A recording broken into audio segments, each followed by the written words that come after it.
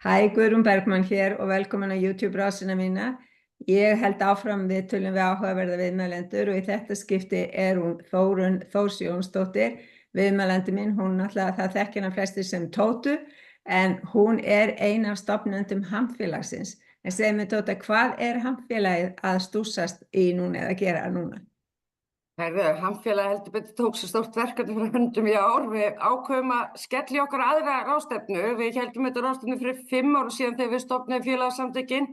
Eða héldum lítið málþing má segja einu kvöldi sem var mjög vinsælt og mikið af fólki mætti var fullt út á götu.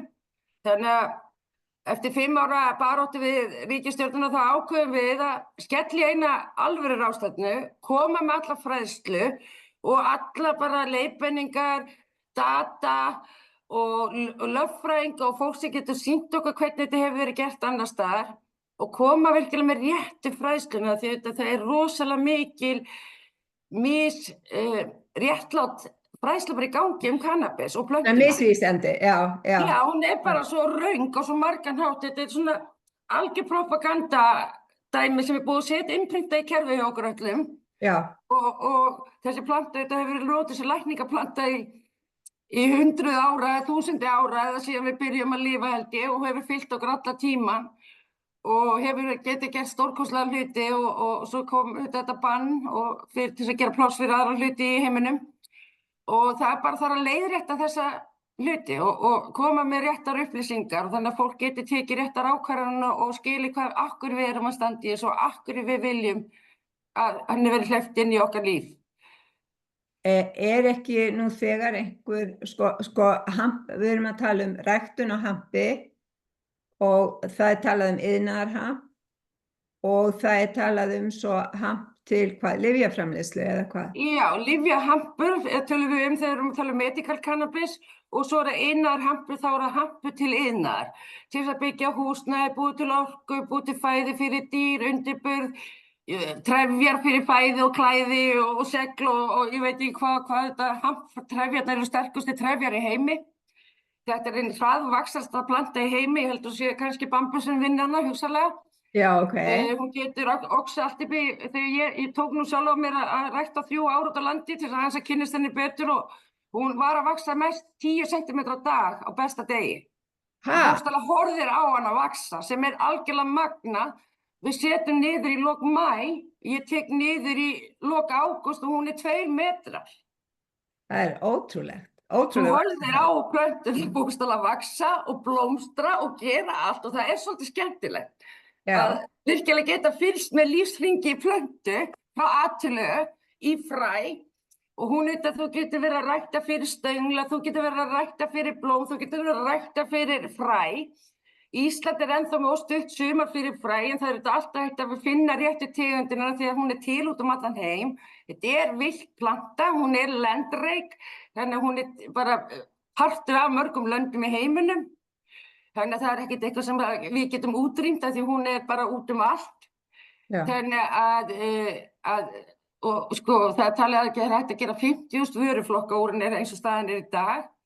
En hugsið ykkur ef að rannsóknir yrðu gerðar og væri settur ykkur peningur í hana, þá væri örugglega hægt að gera 100.000 ef ekki fleiri, því þú getur sett iðnaðarhamp inn í hvaða framleiðslu sem Það bara mjög einfalt.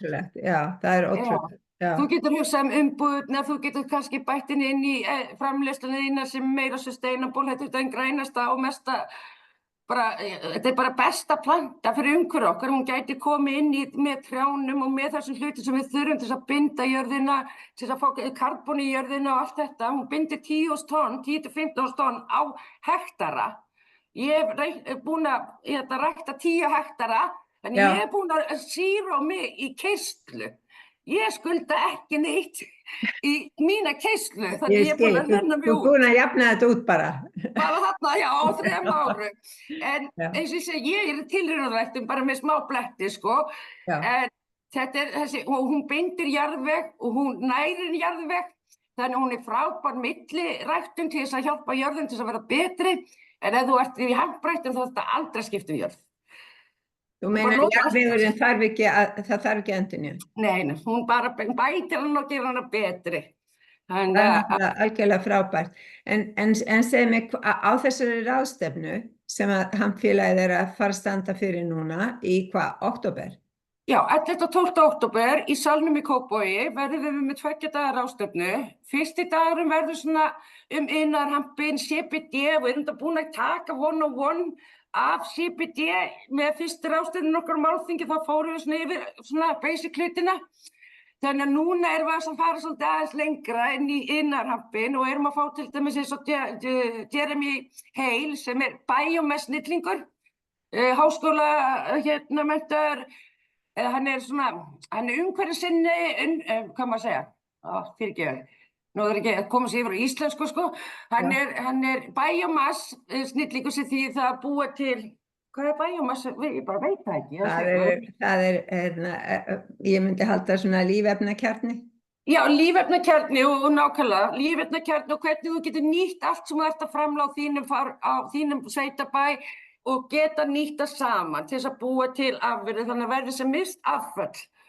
Og hann er til dæmis að koma og er búinn að stúdera núna fyrir okkur hvað íslenski bændur að rækta og hvernig þeir gætu þá bætt hampinu inn í það framleiðslu og samnýta. Við erum að koma með Jeff Lowenfels, hann er ótrúlega skemmtilegur, algjör snillingur í lífrænum jarðvegi. Þannig að við ætlum að ræða það hvernig við getum verið sem mest lífræn og þurfum ekki verið að treysta á endilega svona innflutning af næringu og dóti sem öllu í gervinæring og annað, heldur vera meira með náttúrulega næringu og næringu sem við getum fengið í umhverfinu í kringum okkur. Já. Við munum fá til hann Pavel Kuber, doktor, sem er auðvitað bara einn mesti snillingur sem ég held ég hef kynnst, en það eru auðvitað alveg svakalegi spíkarar að koma, maður er að missa vatni alla daga, ég får segja svo En hann til dæmis, Dr. Pavel Kuber er með verkefni sem heitir Plasma for People og þeir eru búin að búa til plasma fyrir blóðgjöf úr hampfræinu. Og þetta verkefni er alvöru reality og það þarf ekki að kæla það niður í 80 gráður, það þarf ekki að eiga við það svona rosalega erfiðlega eins og er gert með plasma sem er til fyrir. Þannig að það er hægt að nota þetta á stríðssvæðum og allstað þar sem neyðin er mest. Og þetta er úr hampfræinu sem svolítið segir hvað þetta er mögnuð planta. Og hann ætlar að koma og segja okkur frá þessu verkefni sem getur hugsanlega bjarga milljónum manna. Þetta er ótrúlega magnað.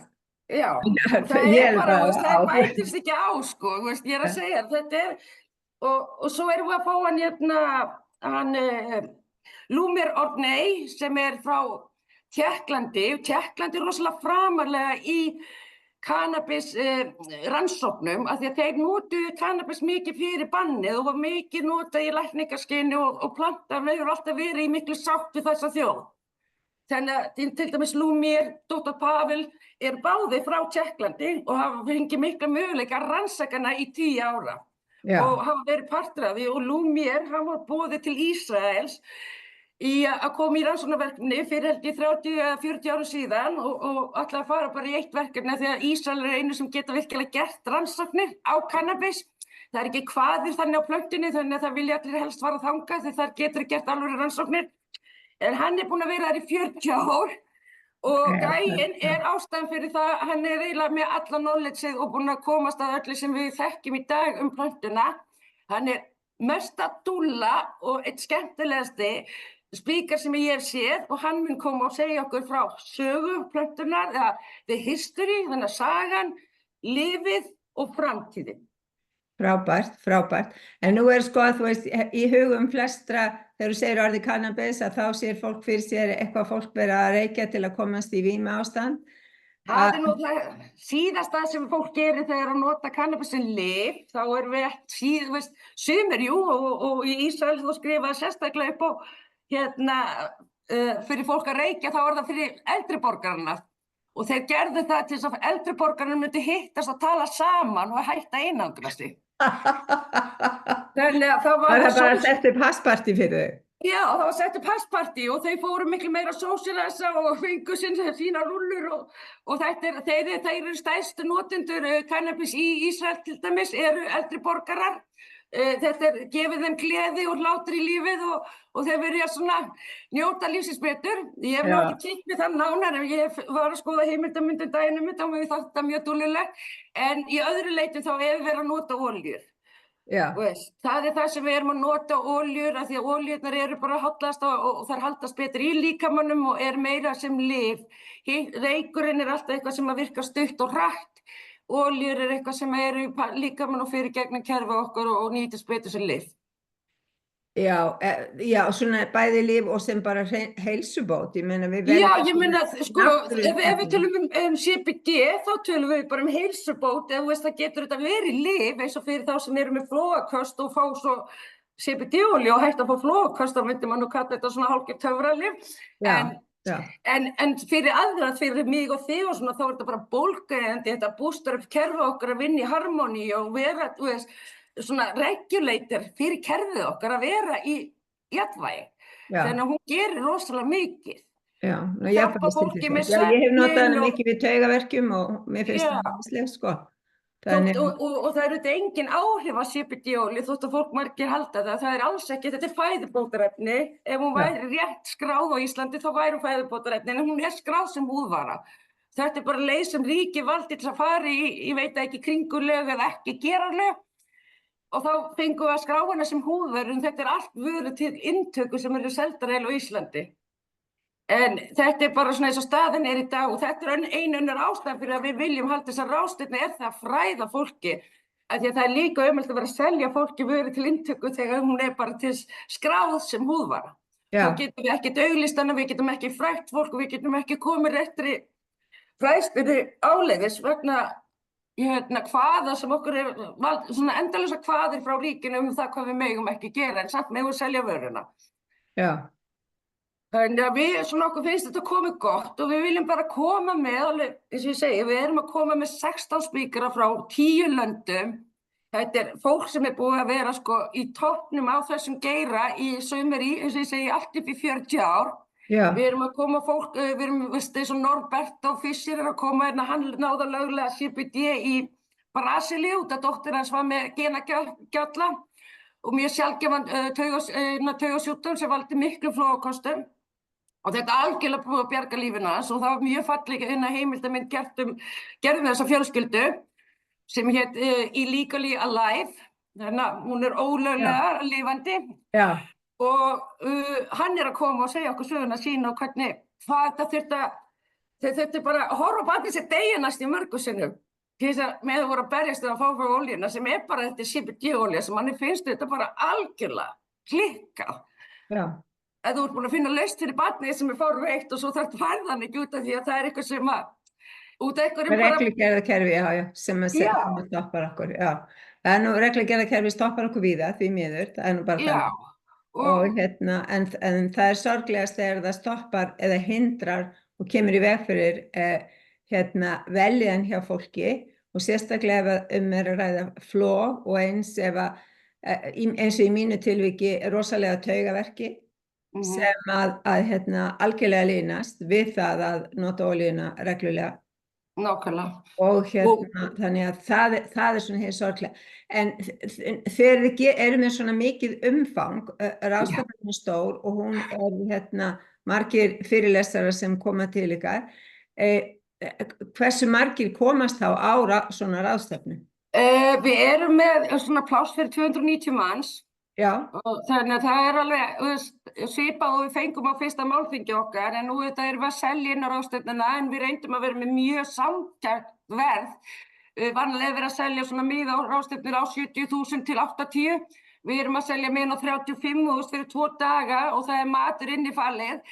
En það því að við viljum að fá alla og við viljum gefa öllum tækifæri að koma. Númer 1, 2 og 3 þá viljum við fá alþingismenn, lækna, skaðaminnkunarsamtök, lögfræðinga og alla sem þurfa að koma af lögbreytingunni. Alla sem þurfa að fá fræðsluna svo ykkar breytist og rétta fræðsla fara og rétta stað. Við erum að gera þetta fyrir ykkur sem eru þarna úti og þurfa á þessari fræðsla halda númer 1, 2 og 3. En auðvitað viljum við líka fá landið og því erum við með helmingum við að vonandi fara í boðgesti sem eru áríðandi fólk sem við þurfum að fá til þess að gefa fræðsluna og svo viljum við fá helminginn þetta bara Íslendinga og svo erum við líka að fá erlenda gesti, rosalega marga erlenda gesti sem eru að koma utan að þeir eru mjög spenntir fyrir ráðstefnuna okkar. Það náttúrulega algjörlega frábært. Eru þið byrjað að selja miða? Við erum byrjað að selja miða, þú getur farið á hempfjórirfuture.is sem ráðstefnu síðan okkar. Já, ég skal setja það inn undir myndbandið. Já, og þar hægt að kaupa sér miða bara í gegnum takkan okkar þar eða inn á tix.is. Já. Og salan hefur bara byrjað að fara ágætlega vel á stað, þannig að við erum mjög ánægðir, við erum ekki byrjað að auglýsa neitt af vitinu manni í social media en við erum svona að taka næstu skrefin í því. Já. Þetta átti að verða ekkert svona stór ráðstefna, ég get alveg sagt þetta byrjaði sem smáverkefni en ég fór í nokkrar ferðir erlendis þess að kíkja ráðstefnum sjálf til þess að reyna að finna með fólk til þess að sjá hvernig við getum fengið og hvað væri best að kynna. Já. Það vildi allir koma. Það virkilega? Þeir vildi koma til Íslands. Já, svo mikill áhugi á Íslandi? Alveg svona svakalega og svo eru líka bara ákveðin tækifæri þegar kemur að medical farming eða lyfjahampframleiðsla á Íslandi. Já. Lyfjahampframleiðsla erfið á mörgum stöðum í heiminum í dag vegna ofhitun og það svo mikill hiti og mikil rigning og það 100% raki þannig það orðið mjög erfitt fyrir að halda þessum glópum sem þeir búa til í stöðum og kostar orðið gríðarlegur. Þannig það margir að líta til Íslands og fjárfestar og aðrir sem langa að koma hér og gera bæði ekki bara kannabisræktanir heldur líka fæðuræktanir. Já, en áhugavert. Já. Til hvers þeir þá helst að horfa í sambandi við? Það bara því að við erum ekki með þennan svakalega raka og fluctuation í veðrinu. Veðrið okkar þótt að við erum þetta ekki að stikna eins og allir aðrir. Við erum ekki að finna svona mikið fyrir global warming. Já. Og svo erum við með þetta fallega vatn okkar sem þarf ekki að filtera. Í flestu löndum þá þarf að kaupa rosalega dýrt filtersystem til þess að vökva, ræktunina þína. En við erum með þetta perfekta PM á vatnin okkar sem að, það myndi þeir sem vilja fá og svo erum við bara með þessa okkar hitaveitu sem að gera það auðvelda fyrir okkur að halda glóbunum meira stable. Við erum bara með aðra tækni, ódýrari leiðir og grænni leiðir til að gera hlutina. Það náttúrulega algjörlega magnað. Já, og þetta með 5 stærstu, nýjustu iðnaðum í heiminum sem að stækka sér hraðast. Þannig að þetta tækifæri fyrir bændur víða land líka. Og sérstaklega, ég hafði hugsað mér að bændur myndi vera bæjumassa á sumrin og svo myndi það vera CBD-ræktun á veturna, staðar fyrir að þurfa að vera að vinna eitthvað starf út í bæ alltaf. Af því að CBD-ræktun þarf ekki að vera í medical grade og kostar ekki milljónir að setja eða milljarða.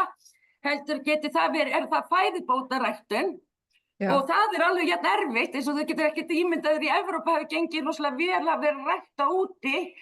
Sviss eitt aður ræktunarsvæði, það var ekkert nema flóð og 100% raki það í allt þannig að það blóðmygluð eða skölduð af rak og rigningu. Wow. Og þetta að gerast meira og meira hverju ári í öllum ræktunum í Evrópu.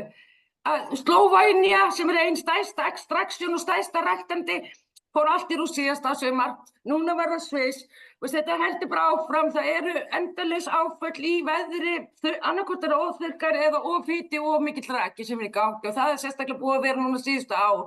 Svakalega rigningar og svo kemur 40 stiga hiti, getur ekki ímyndað hvernig ástandið það bara 100% raki. Já, það bara skelfilegt. Já. Þannig að þessar útiræktanir sem eru búin að vera að sjá þennan markað, þar eru margar að falla sjálfa sig og mikið að svona uppskeru broti. Þannig að ég held að þetta sé eitthvað sem við ættum að, ekki spurning að skoða og við hefum alveg nokkra Íslendingar sem að rækta CBD. Við erum algjörlega hæf til útflutnings og það ekkert í lögum sem bannar okkur að fara á þá leið. Og núna á ráðstefnunni að koma fullt af gæjum sem eru offloaders fyrir svona iðnað. Þannig að vonandi getum við Þegar þú talar offloaders, þá meinar þeir sem kaupa Já, þeir sem gætu verið, því maður myndi ekki vilja fara í svona stóra framleiðslu nema að vera komið með eitthvað til þess að kaupa af sér. Já. Af því þú ert að fara, þeir kaupa kannski upp í 2 tonn á ári. Já. Þannig að við erum búin að vera að æfa okkur, við erum búin að gera mjög falleg blóm, við erum búin að vera, gera þetta nokkur ár hérna. við þurfum bara, og þannig eru tækifærum vonandi fyrir bændurna að hitta fólk sem að kannski hefur á að fara í þróun og taka það að skrifa, við gætum að því að vara nokkuð, við erum góð í þessu. Vatnið okkar gerir mikið úr loftið, sko. Já, almennur áhugi hjá bændum fyrir þessu? Já, ég er alveg pottþétt á því, það þó nokkrir bændur að rækta nú þegar og ég held að fleiri myndi sko, og með iðnaðarhampinn úti, við erum búin að rækta held ég upp í 300 hektar á Íslandi sem er þetta fáránlega, við hefum ekki uppskeruvélar. Það voru allir hlaupandi þetta út, bara svo spenntir að fá að setja eitthvað í jörðu og líka fyrir bændur og okkur að sjá plöntur vaxa. Við sjáum eitthvað neitt nema tré og svo einhver lágblóm. En þetta erum við að sjá eitthvað, þetta er rosalega skemmtilegt. Og þetta passa líka rosalega vel inn í lífshringinn hjá bændum, upp á aðra ræktanir sem þeir eru með. Þeir þurfa að taka hampinn fyrir inn, þannig að þetta kemst inn í að það geta nota tækja tól á þess að það hafa áhrif á kornræktunina eða byggræktunina og þetta. Já, þannig það er þetta að blanda því inn í það sem er þegar verið að gera hérna. Já. Hafið þið kynnt þetta eins og, mér dettur bara í hug þegar ég er að tala við þig, sko, þið þurftu að koma upplýsingum þetta inn í Bændablaðið? Bændablaðið hefur verið okkur bara besti, sko, vinur. Þeir hafa verið ótrúlega duglegir að skrifa okkur og skrifa það sem kemur að hampunum. Þegar við erum búin að vera alveg, þeir eru alveg búin að vera bara frábærir og sýnt okkur mikil stuðning. Við hefum verið í sambandi bændasamtökin, samband iðnaðarins og við hefum alltaf fengið mjög góð vilyrði hjá þeim. Það þarf eitthvað nýtt fyrir bændur, við vitum að bændur eru að fara, ástandi mjög erfitt hjá þeim og getur ekki ímyndað hvernig þetta sumar er farið fyrir þeim. Það eru ekki tryggingar fyrir bændur fyrir uppskerubrot á Íslandi, þannig að þetta er rosalega mikil áhættu starfsemi. Í alvörunni, sem er nú setjum við 400 hektara, það kostar margar milljónir og svo skemmist meirihlutin, þetta er ekkert grín. Þannig að mér finnst stundum svona, eftir að ég fór út á landi 3 sumur og lærði að vera bóndi, smá svona kynnast bændalífinu og þetta algjör, sko, götustelpa, þá hef ég 100 sem meiri virðingu fyrir þeim. Og ég ætla bara að segja það, við þurfum aðeins að lyfta þeim meira undir hendur og gera okkur grein fyrir að við þurfum meira sjálfbærni. Ástandi í heiminum segir okkur bara það að við þurfum að vera duglegir að minnka innflutning og geta gert hlutina sjálf. Já, algjörlega, ég er algjörlega samanlegaður að það er bara að koma því til skila, sko. Þannig að mér finnst þetta sko hljóma ótrúlega spennandi og ráðstefnan alltaf, þú veist, pottið að ég mæti, að því þetta er bara, þú veist, eitthvað. Þetta er bara veisla, þetta verður veisla og þetta verður óbúslega skemmtilegt. Já, svo bara ný þekking og dýpri þekking. Ég er alltaf búin að kynna mér mjög margt í sambandi við sérstaklega CBD, olíuna og ræktun og virkuefnin og... Ég held að það sé að vera bakterislega, spýtti eina sekundu. Ok. Þetta er bara með þetta hér. Já. Er það allt í hennar enn og glemdir að hafa í hana? Ég veit ekki, við bara höldum áfram, vonum ég þetta ekki út, það ekki. Ok, í sambandi við það. Við bara gerum þetta, við erum búin að tala um svo margt. Já. Og ég býðir að koma aftur þegar við þurfum að tala meira. Það væri æðislegt. Og það er þess að ég sitt inn upplýsingar hvar hægt að kaupa miða hjá ykkur.